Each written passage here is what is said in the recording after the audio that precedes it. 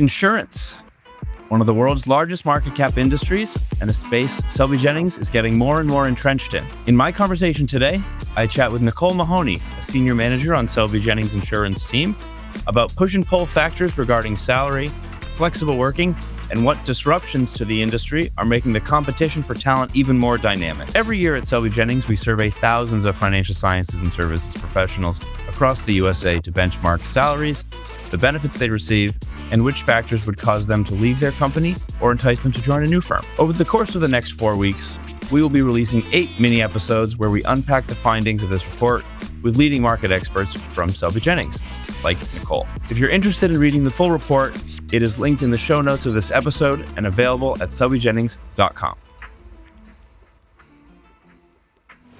Hello, Nicole. Hello. How are we doing? I'm great. Thanks for being on. So this is Nicole Mahoney, who is coming up on 7 years at Fade International, all with Selby Jennings, all on insurance, one of the longest tenured members of the insurance team. The first thing I would say, or I would want to get your opinion on, is across the board, we have various elements of the bonus report with regards to contentedness and if candidates were happy, where they received increases and what have you. So in insurance and actuarial sciences, the respondents there, they tended to be in the middle of our salary response. So most people earning between 100 to 150K and some 150 to 200K on base salaries. Would you say that's consistent with what you've seen? I would say it's very consistent. We typically focus on the mid to senior level folks, placement wise. So yes. And with regards to receiving a salary increase, to get to anything in that number, 80% of our respondents received a salary increase this year. Not necessarily getting to the point yet of if the increases were huge or whatnot, but again, is that consistent? Would you say primarily, the majority of the insurance and actuarial science candidates that you work with have received an increase of some form?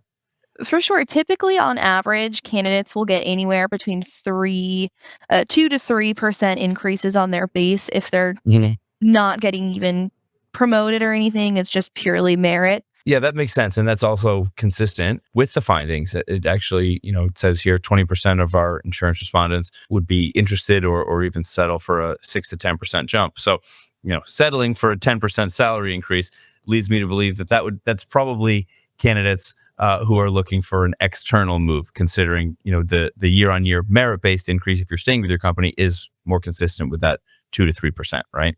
Correct. Yes. And typically when candidates are making a move, they'll see anywhere between a 5 to 7% increase on the base. Of course, subjective if there's location, completely jumping up the ladder promotion wise, other factors. Great. So moving more into the bonus segment of the data, actually insurance topped the list for our stats. 81% said their bonuses were most aligned with their expectations. Now, that doesn't necessarily mean the bonus was high or low per se, but again, over 80% at least got what they expected. Number one, would you say that that's consistent? Number two, from what you know with your eyes on the insurance market, would you say that that expectation was met in a good way or in a bad way or something in between? So kind of a two-part question there. Fantastic. I'm ready. So I'll answer you back in a few different parts. So I would say across the different areas of insurance, so life, health, property, casualty, even if the accounting and finance side of things, everyone's always going to need insurance, but all of the bonuses that are tied to these individuals, most of the time it's tied to the company overall performance as well as their individual performance. And so on the individual performance piece, that's discussed with managers throughout the year. So there is an expectation of higher underperforming, higher right on target, or higher overachieving. Let's talk promotions. So I would say in that sense, yes, it was as expected. The company element, I know health has really taken a big hit this year, and there's a lot of M&A going on just in the insurance industry as a whole. And so if a company got acquired, everyone kind of knew that was going to affect their bonuses in some capacity versus other companies who were taking everything by storm, getting all the acquisitions. Of course, their bonuses are going to pay either at or above. But what's nice about the insurance industry is it's very risk averse inherently. That is the nature of the beast in that sense. So usually with bonus targets, companies will always either set the expectation at the beginning of the year to say, hey, this is what reality is going to look like for this bonus, or they're going to give a lower number and pay out a higher amount so that everyone's very happy. Got it. Got it. So I would say pretty consistent with our findings. And to dig into now a little bit more around like, generally how insurance pays, some of the stats around the respondents on if they were happy per se, it seems like insurance bonuses as a whole tend to be lower, I guess, on with regards to percentage of their salary with compared to other areas of our financial services teams. Anything to chime in on that? Is what does the typical bonus look like? I guess, if you were to generalize insurance, obviously that makes up a lot of different sectors and a lot of different skill sets. But would you say that total compensations are primarily salary heavy in insurance? I would say across the board, it's different depending on the skill set. We place actuaries, we'll place underwriters, we'll have product brokers, even accountants, finance. So there's a lot of different pockets for sure. But I would say just overall, the the bases typically tend to be higher comparatively Okay, speaking to the bonus targets, unless you're in a consulting world where it's very driven by the overall company performance, so consulting will always have a lower base, but a way bigger bonus incentive. got it. Okay, cool. And if there's anything more detailed that listeners are looking for, I would say, of course, we would refer them to read the report and to reach out to you and your team, of course, which we can plug nicely after this anyway. So moving a little bit out of the comp and into more of the benefits side of things that we also kind of covered in our report. I want to hear from you rather than go into specifics on percentages. I want to hear from you around what the flexible working environment or fully remote work environment or return to office environment looks like in the insurance space, and if it has at all shifted compensation, which I know is something that you've kind of talked about previously. Yeah, absolutely. So I would say a lot of our clients are pushing back for the in office. I feel like everyone got really used to the COVID era. Everything was remote, everyone was happy. And now I would say 70% of our clients are pushing for back in office. It might even be higher. And when you say back in office, do you mean full 5 days? That is either a 3-day hybrid schedule or a full 5 days, just Okay. depending. But there has been a big push, all these companies are paying for their rent and own the buildings, whatever the case may be, so they want them to be utilized, of course. And so over COVID, everyone got very comfortable, and so benefits have absolutely become a really big driving factor for when folks are looking to make a move. And so I would say the remote flexibility, of course, is going to be the number one. Everyone moved here, there, and everywhere, and they want to enjoy their lifestyle the same way that they've been doing it for the past 4 or 5 years or so. And the other benefits that I thought was really interesting that the report pulled up was a lot of candidates are really focused on the maternity leave, the paternity leave, and really leaning in on the hours worked. Pre-COVID, everyone was working the normal 40, 50 hours, and it wasn't a problem because that was the normal. Yes, that was the norm. And COVID, everyone kind of got brought to light, and now everyone is saying, okay, well, 35, 40-hour work week sounds great. I want to prioritize myself first, the job second.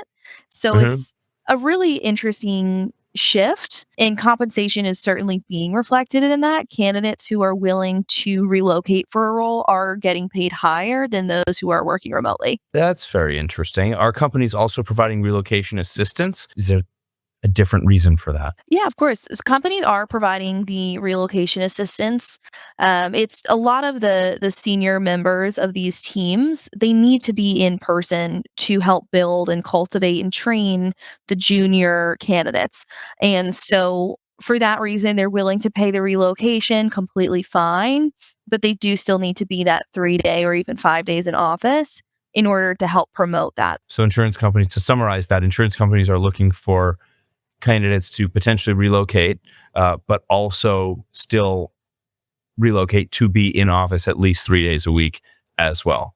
Obviously, they wouldn't be relocating if they weren't expecting them to be in office Correct. And those who are working remotely, the compensations skew because some companies will pay for their cost of living where they're working from. And other companies will say, oh, well, you're living in New York City working remotely. I'm so sorry. We can only pay a Des Moines, Iowa compensation. So Right. compensation is definitely tricky, but it is company to company. It's not a industry standard on who's doing what. Got it. So one of our findings here, in the report was a large percentage, as you kind of alluded to earlier, a large percentage of the insurance respondents said that they have some form of working flexibility, and a lot of them, almost 100%, said that it is important to them. Right, 88% said it's important to them. Would you say that you know, at least 80% or so of the candidates that you're speaking to have some form of work flexibility, even if it is 3 days, right? Because hybrid would still count technically.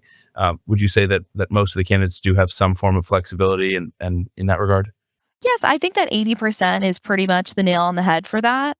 As we move further into 2025 and into 2026, that may change into 4 or 5 days. But the good majority do have at least that 3 day remote or 3 day in the office, 2 day remote flex. Got it. So interestingly enough, insurance kind of stands alone, as its own industry, right? Here at Selby Jennings, we kind of, group it in with our financial services practice. But my point is, it seems that a lot of the insurance practices and the insurance kind of industry as a whole is still consistent with what we're seeing in financial services. Maybe there's a little bit more 5 days on Wall Street, but it seems that a lot of the flexible working, the bonus expectations, and the general happiness around that has been pretty consistent. So that's just an interesting observation from the conversation now. So just to pivot a little bit outside, I want to kind of close with 2 points.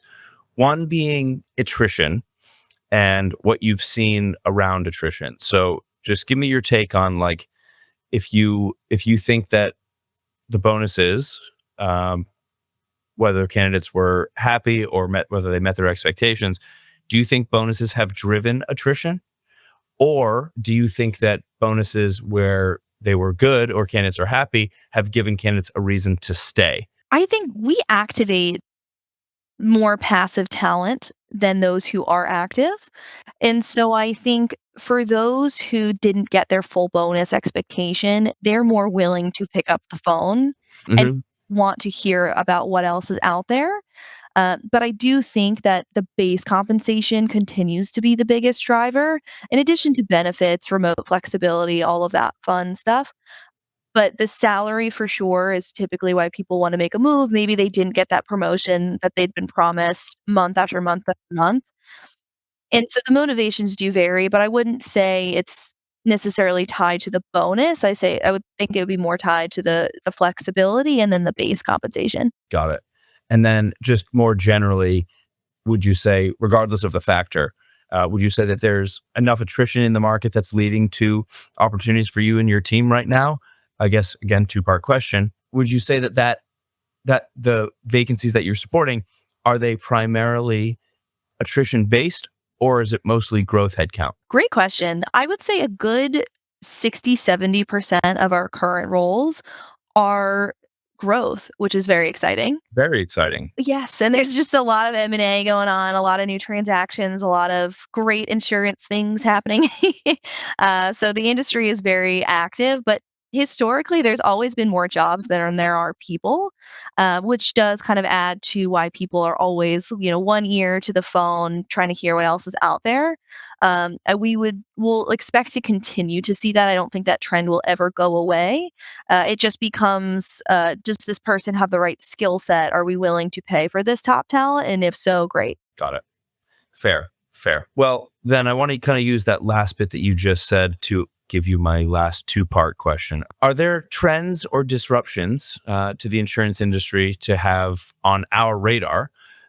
Is the first part of the question. And secondly, maybe if you could answer that through the candidate perspective and through the client perspective, maybe what candidates should be looking out for and what clients who are looking to hire that talent through us should be looking out for with regards to those disruptions. Industry as a whole, asset managers, private equity firms are definitely throwing a wrench in things when it comes to salary. Everyone kind of saw insurance as the next big ticket item over COVID, which is so exciting. Got our spot in the sunshine there.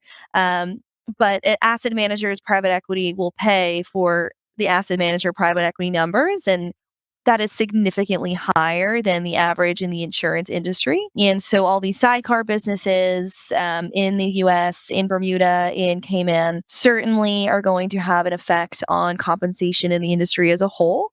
We're just starting to see those effects, but definitely anticipate seeing more of that throughout the next couple of years. And so, on the candidate side, I would say the disruptions are going to be more of just the candidate being super particular about what they want. They want 10 out of 10 things that they can tick off their own boxes, but the client might not be willing to offer them remote flexibility, even if they do have the skill set, or if they're willing to move, they might not have that promotion immediately, in the next 6, 8 months from when they start. And is that something that they're okay with? So I think candidates do kind of need to take a step back and understand that these businesses are looking for a reason. It's not, exactly fitting the mold to the candidates. A lot of the times the roles do get formed around the candidate, which is kind of a unique aspect of that. Yeah.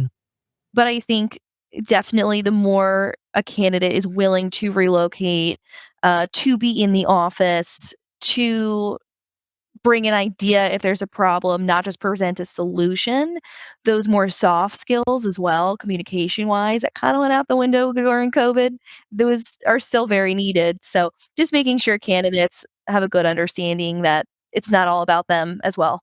Perfect. Perfect. And any comment on the hiring side of how companies should kind of go about the hiring with regards to those disruptions, or kind of those points about, what candidates might be looking for? I think it just comes to down to the interview process, making sure they're vetting the candidates and the candidates vetting the clients, really getting a better understanding of, if they are working on a remote opportunity, how are they teaching? Is it all, oh, Google it and come back to us and when you figure out something? Or are they actually going to get on a video call and walk them through the project or whatever the task is that they need to get completed?